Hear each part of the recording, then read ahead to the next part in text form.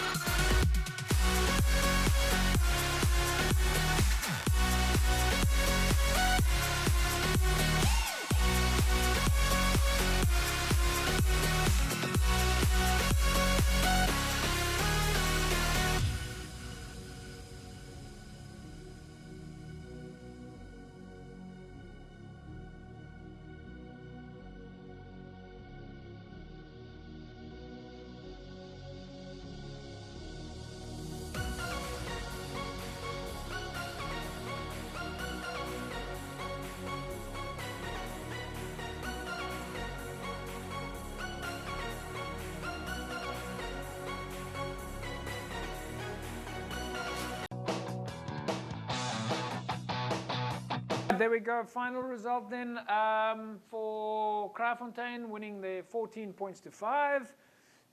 Jerome, so let's have your thoughts. Yeah, another good game. Yeah. Goodwood again, they didn't disappoint. They were competitive. They scored 1 try. Goodwood, Kraaifontein scored 2 tries. So, yeah, it was a great game, and I mean the way they were playing. Very impressed with, like I say, with Goodwood.